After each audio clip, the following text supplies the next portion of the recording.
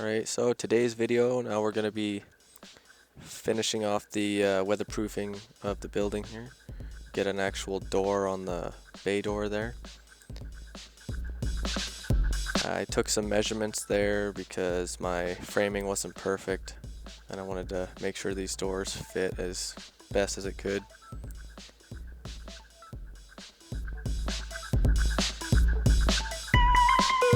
It was pretty nice these days here. I got the wife out there teaching her how to use the skill saw. It's always nice having somebody else to do a project with. I decided to build these doors just basically like a wall. So I framed them in, they're 2x6, roughly 16-inch on centers for where they could be. They should fill with insulation and insulate just as well as the rest of the wall.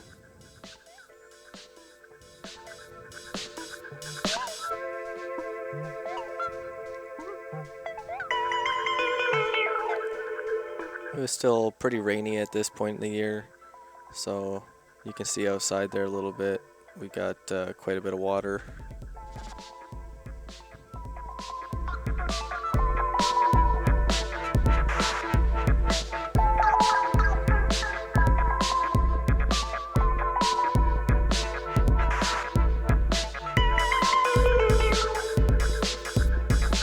We had ordered all of our appliances for the building here on Black Friday the previous year, but some of the pieces were back ordered and it took until just like a week prior to this video until we got the appliances in.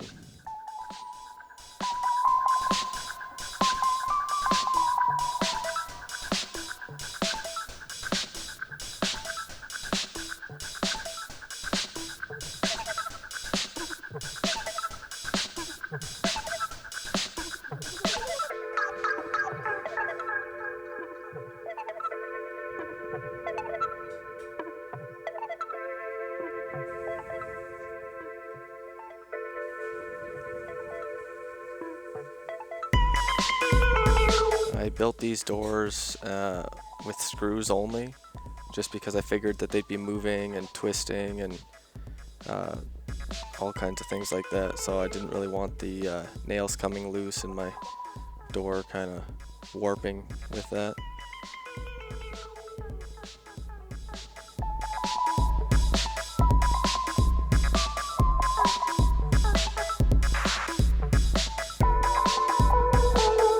Another reason I decided to go with this, like, I don't know, swinging door type is because I didn't really want to lose any headspace with a roll-up door.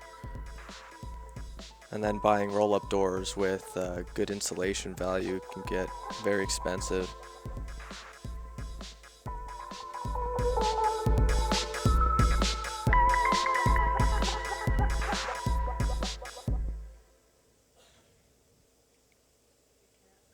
I ended up changing the framing blocks there so that I could get a better location for my hinges on the outside there.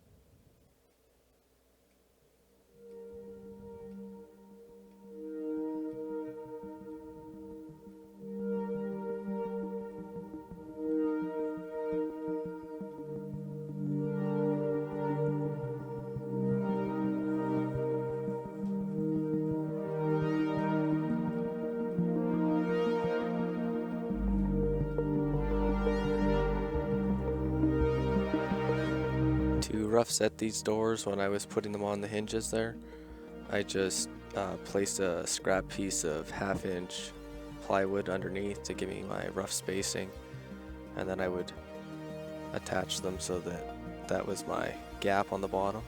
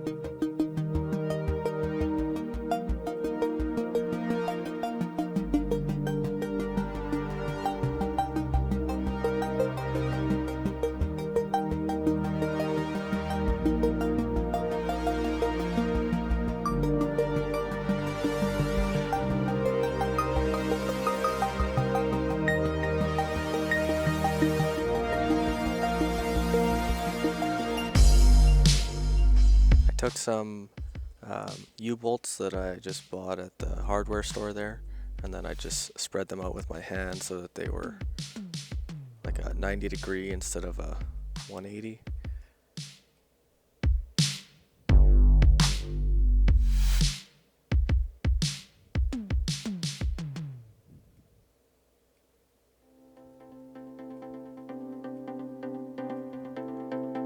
I figured that these doors would end up being quite heavy, so I wanted to make sure that I added some kind of support to try to prevent sagging.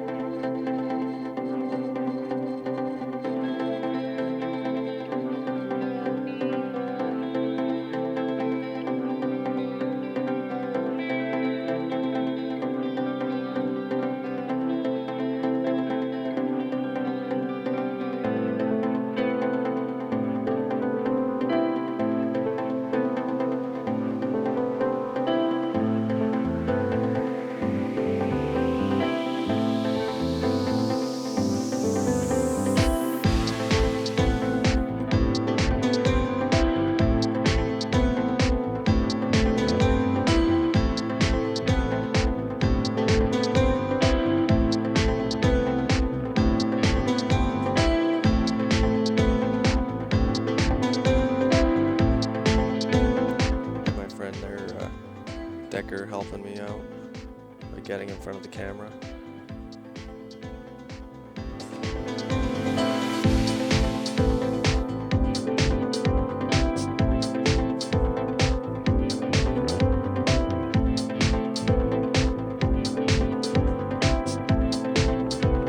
Here's some turnbuckles that I bought so that I could tighten up in case the doors did sag, and also to put some tension on the cables that I was going to run inside the doors.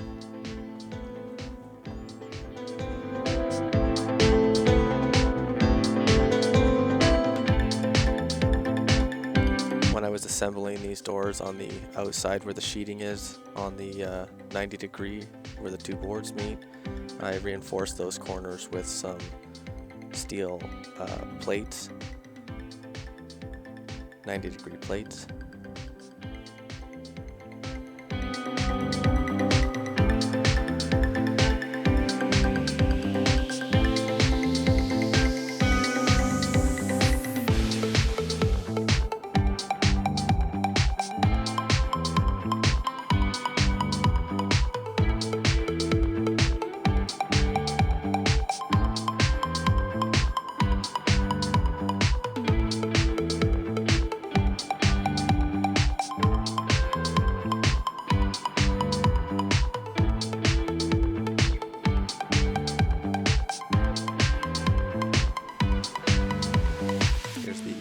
finished turnbuckle assembly with some cable in there.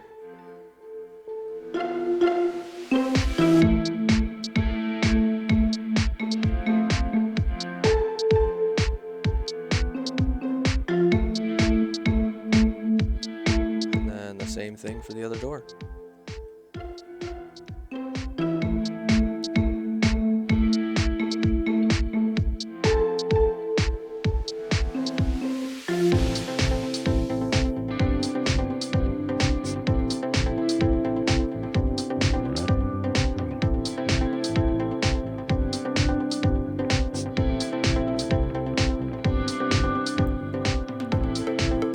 A long time to figure out what I was gonna put on the outside of these doors. I originally thought maybe I would just continue with the vinyl siding, but then I didn't think that would look very good.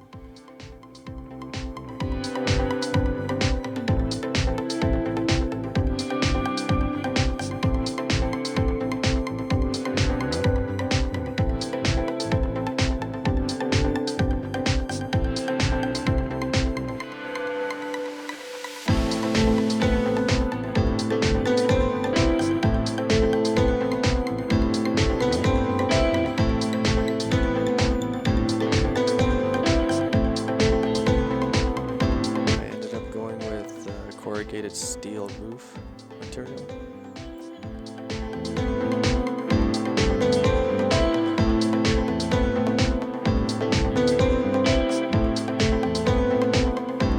It's a pretty cheap option, and it doesn't look half bad with the arch of the building also being made out of galvanized metal.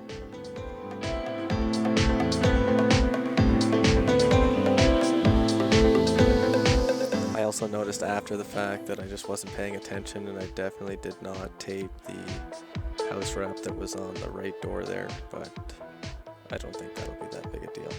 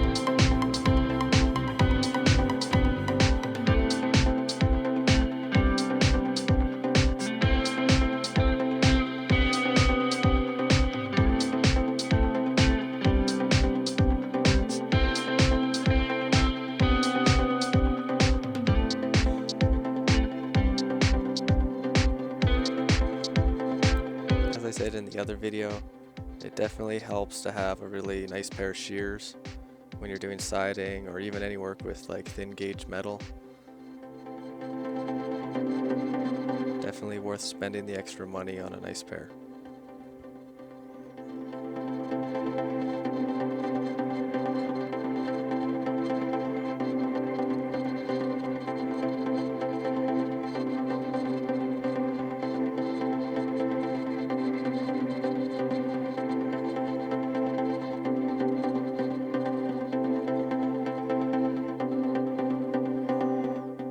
Folding the edge over on that piece there so I didn't have any sharp cut edges.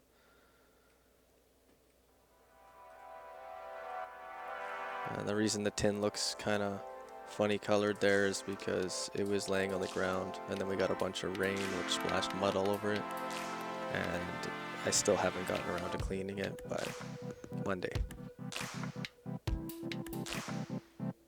I have to do a little bit of trimming on the top here so that the metal would fit underneath my flashing, the drip flashing on the top of the door frame there.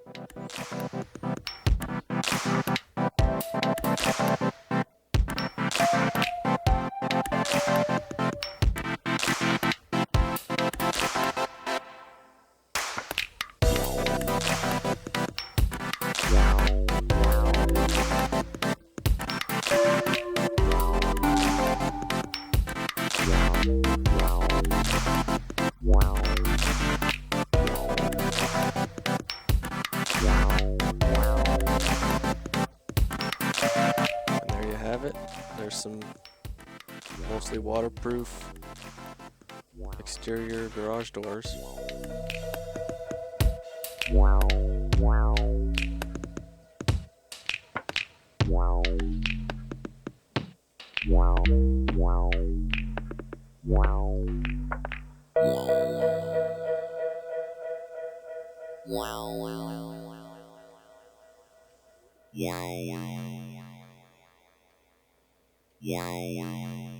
Yeah.